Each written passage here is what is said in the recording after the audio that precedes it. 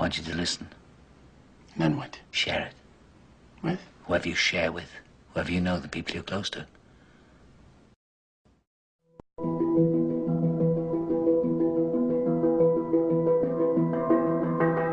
Tonight's talk is consciousness, creativity, and the brain. And if you have a golf ball-sized consciousness, when you read a book, you'll have a golf ball-sized understanding. When you look out, a golf ball-sized awareness. And when you wake up in the morning, a golf ball-sized wakefulness. But if you could expand that consciousness, then you read the book, more understanding. You look out, more awareness. And when you wake up, more wakefulness. It's consciousness.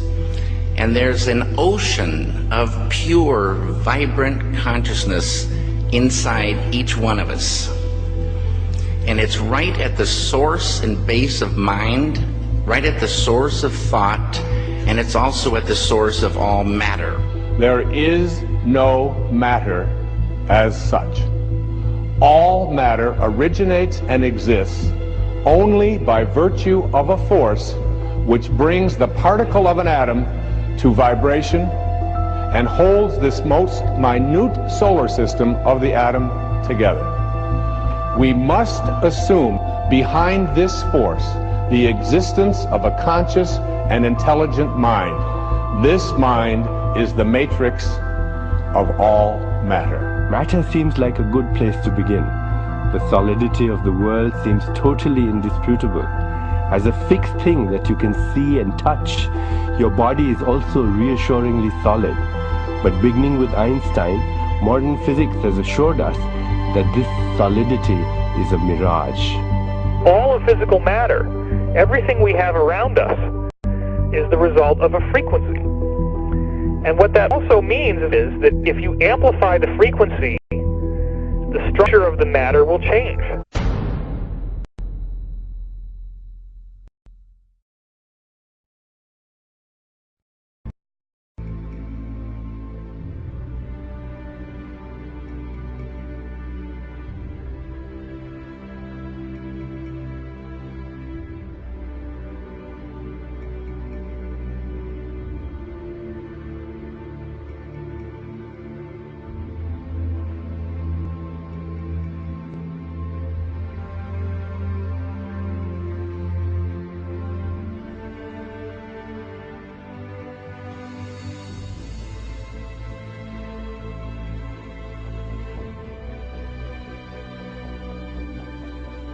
The film you're about to see has no characters, it has no people.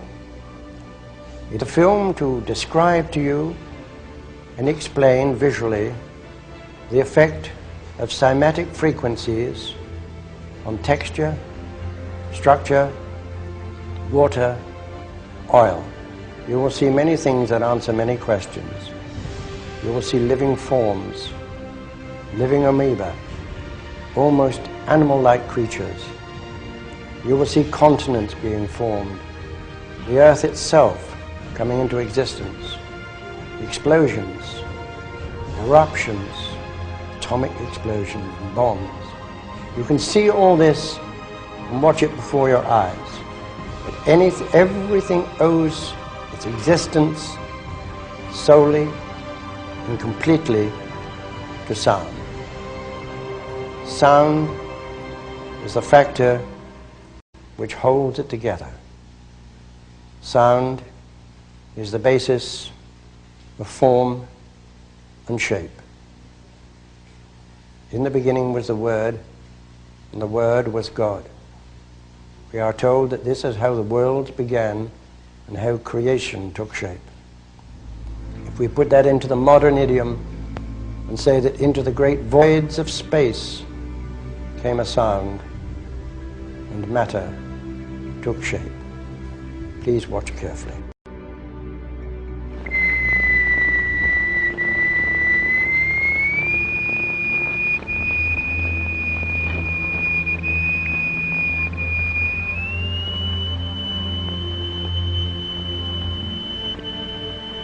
We can also use different shapes of state.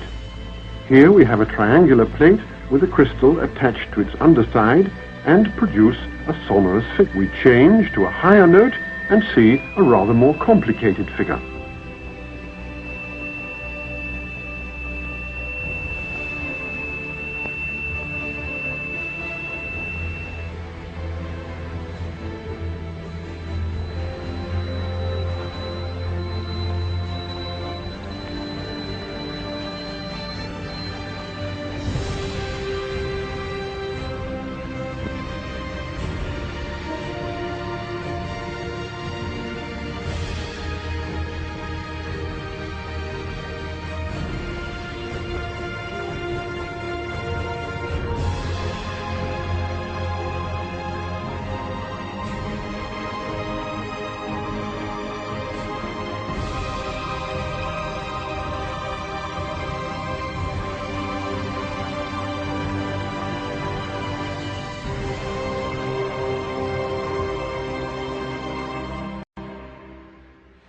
We use sand and lycopodium. The lycopodium moves to the center of the fields and takes up circular shapes. The sand forms the lines. Each material has its own special way of behaving.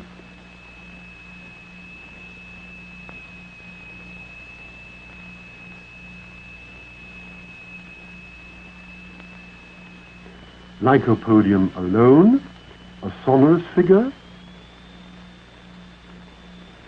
transition to a mobile flowing phase,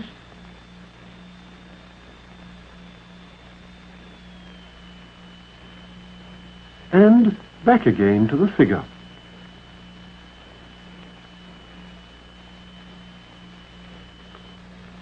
The sonorous figures represent stationary waves, but now we can also observe moving waves. Here the sand is flowing in a current. What is it that drives the rotational effect in our galaxies? What is it that drives the rotation of the planets? What is it that drives and impacts the rotation of Earth? In vibrating glycerin, we see continuous waves which form the queerest figures. And yet, the extraordinary things we see here are simply and solely the effect of vibration.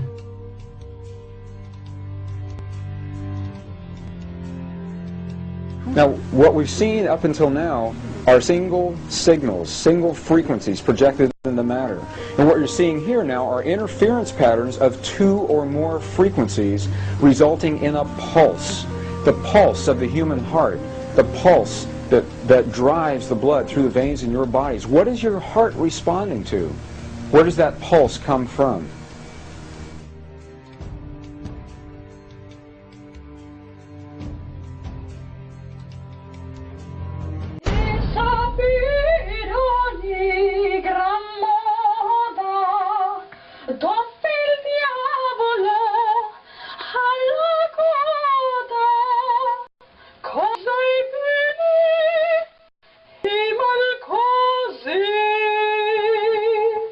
De sapere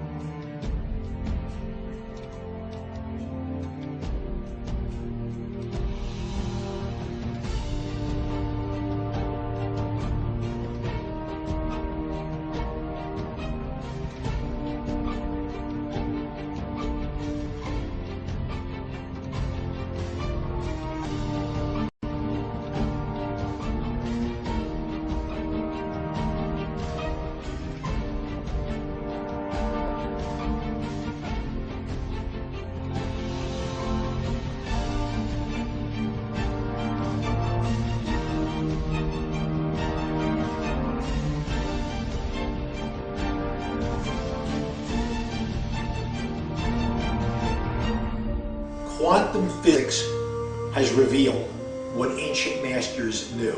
Matter does not exist. The concept of substance arose from the philosophy of Aristotle, and from that concept came science's conception of matter. The fact of the matter is that the substance of the universe is consciousness. Belief that the substance of the universe is matter leads to what I call a fear-greed dichotomy, as people in their quiet desperation attempt to accumulate as many material possessions and riches as possible. In fact, the substance of the universe is consciousness. Therefore, it is behavior that is important.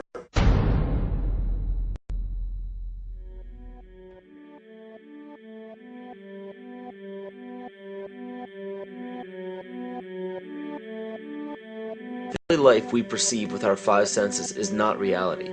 Quantum physics has shown that space and time are illusions of perception. Therefore, our bodies cannot truly be a reality if they occupy this space. Rutherford performed an experiment in Manchester that revealed him the shape of the interior of an atom. Scientists were shocked to discover that the atom is almost entirely empty space. The question then became, how could this empty atom possibly make the solid world around us? Our true consciousness does not exist in our brains or in our bodies. But this illusion of our individual bodies, along with the misinformation of our true origins, has manifested the idea that we all think independently from one another. Within this understanding, it would seem impossible to scientifically explain telepathy, clairvoyance, spiritual mediums, and other phenomena dealing with transferring information between sources without physical means of communication. But when you understand that there is a common spiritual bond between all things in the universe, and that we are all part of one divine intelligence, no phenomena is unexplainable. The blank matter within the most basic building blocks of perceivable existence is malleable and molded by intent. This means that consciousness shapes our reality. This seems difficult to accept for most, and it is quite understandable. In modern times, we are taught from an early age how to think rationally and tangibly. This is a very left-brain method of education, and it has more harmful effects than is given credit for. The left brain deals with logic, details, facts, patterns, practicality, science, and math, as the right brain deals with feeling, intuition, symbols, images, risk-taking, philosophy, and religion. With a deliberate push for government-controlled educational curriculums, generation after generation of the youth are being taught to focus only on the facts, figures, and numbers. Repetition is used to train children subconsciously to accept what they're learning. Children aren't rewarded for questioning the validity of the information they receive. They are ridiculed.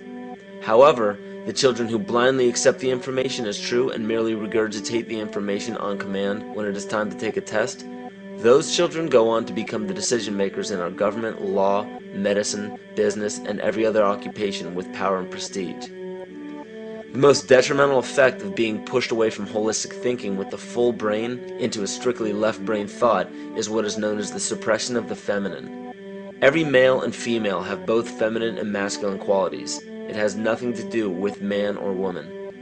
These are represented by the left and right brain, yin and yang, black and white, light and dark, and most every other duality. Both are vital to our spiritual and physical health. So the intangible parts of our existence, such as emotions, are part of the true reality of higher consciousness. If emotions are part of a realm that we cannot experience with our five senses, then how is it that we are all aware of our emotions? What most people believe to be emotions are not truly the emotion itself. What we are experiencing is the physical manifestation of these emotions. Anger causes disturbance in the psyche, which manifests itself in the ego. These manifestations cause the heart rate to increase, body temperature to rise, and spawn many other physical traits that signify anger. Just as music from the radio is a physical manifestation of an intangible signal, our experience of emotion is the physical manifestation of an intangible signal as well. It has been shown that our emotions have a vibratory frequency to them. Furthermore, there are only two emotions that humankind experiences: fear and love. All other emotions branch either directly or indirectly from these two emotions. Fear has a long and slow frequency vibration to it, while love has a very rapid and high frequency. To show that vibration is the very foundation of existence, Hans Jenny developed what is known as cymatics in the 1940s to show that when vibrations of sound are passed through a form of media, there is a set pattern that will follow. When the frequency increases, the media develops into a more complex pattern. Precisely what is happening to our Earth and to humanity. There are 64 possible codes of amino acids in our DNA structure made from 4 elements: carbon, oxygen, hydrogen, and nitrogen. By any means of logic, we should have all 64 codes activated within our DNA structure, yet we presently only have 20 active codes. And these 64 possibilities, it appears that only 20 of these codes are turned on right now for us, the 20 amino acids. There is a switch that turns off and turns on where those coding sites lie, and that the switch for that turning off and turning on is what we call emotion. And this is the first time that we've ever seen the patterns of emotion directly physically linked to human genetic material. Well, fear is a long, slow wave of emotion. So this wave of fear is a long, slow wave and touches relatively few sites on this DNA.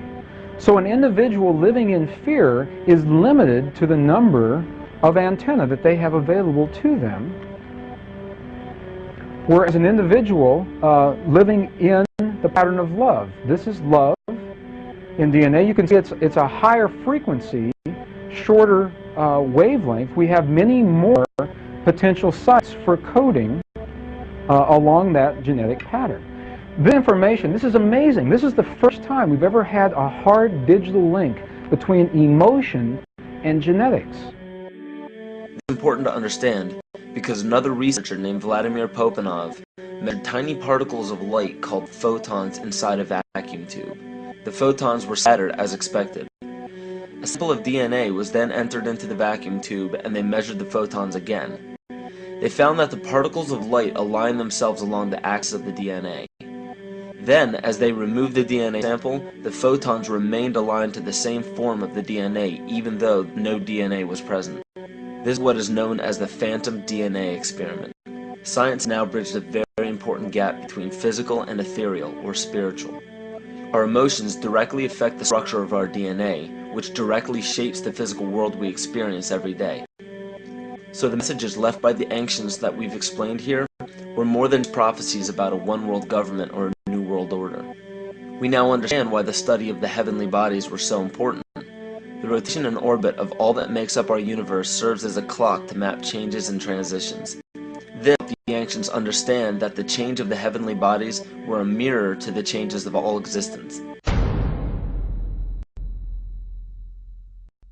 Bakley, Department Chairman, Chemistry, University of California, Berkeley, showed that DNA acts as an antenna for cellular upregulation. The primary function they taught us about what DNA is about, it's a receiver and transmitter of photons, light and phonon sound. For what? Cellular upregulation, meaning that their water molecules, the pyramid power around the DNA spiral energizing strands, are taking in the spiritual energy of love vibrations and then sending it out for manifesting, precipitating in a quantum field, the physical matter of the body.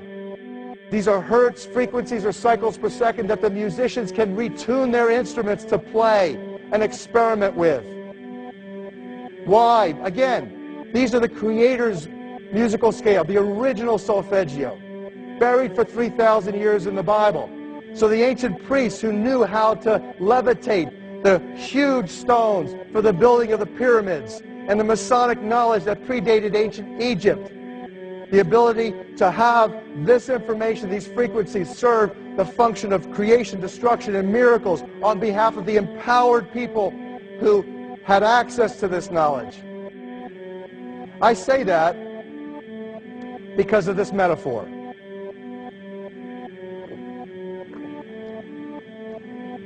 This is the difference between the power of our Creator and anything else, particularly evil. That you can go into a pitch black room full of evil, full of darkness, and light a little candle, and instantly that darkness flees. But you can't do the opposite. You can't go into a well-lit room full of truth and wisdom and righteousness and joy and health and harmony with the universal power. And you can't take any amount of darkness and go into that well-lit room and have any effect whatsoever. That is the metaphor which I frequently think of when I think that I'm not empowered. It is the greatest lesson for me, and I think for everybody else, to know that we're on the winning side and that we win in the end. As you are watching this, understand that it is not a fight to be fought. It is not a war to be waged. No gun rights have to be exercised. Not a finger has to be lifted. Most people wonder how one person can make a difference. They ask that if all this is so simple and this information is available, why hasn't someone else conquered their fears and changed the world for everyone else? This is the most difficult and beautiful conundrum to our lives. Your reality affects you and only you. Your curiosity has led you to this genre of information to serve a very specific purpose in your life.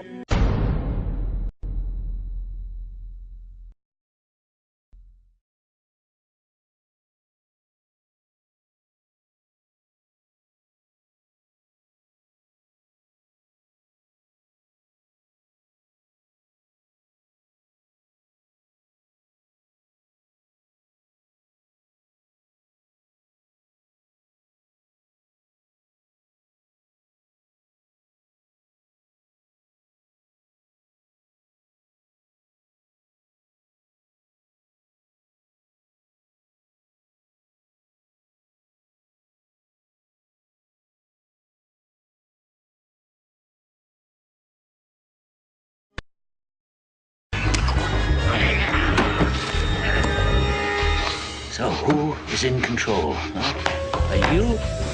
Am I? The guards outside? The warden in his office? Yeah? Who's in control? Testing, testing, testing. 1, 2, 3, 4. Dr. Ethan Powell interviewing Dr. Theo Calder. Now, this will be a very simple test. Pass or fail, life or death. You ready, Joe? Now, you write on this paper what I have taken from you. What have you lost? Write it! Write it! Wrong! You never had control. You only thought you had it. An illusion, tabby bourgeois. What do you control? For sure. Huh? The volume in your stereo, the air conditioning in your car. What else? What else? All right. Another chance. You were nervous. Too much pressure. Try again. What have you lost? What did I take? Write it. Write it!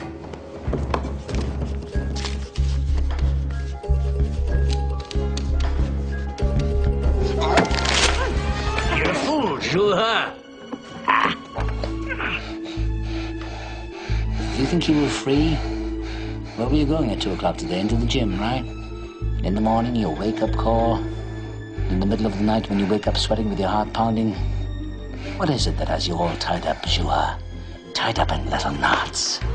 Is it ambition? Yeah. You're no mystery to me, boy. I used to be you.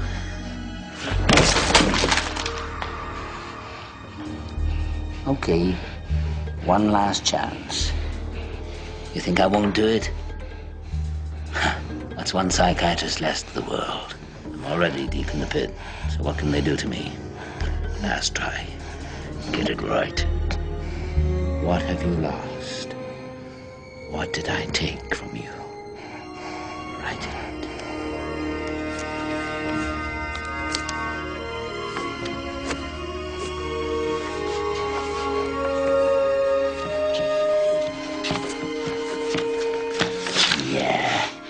Congratulations.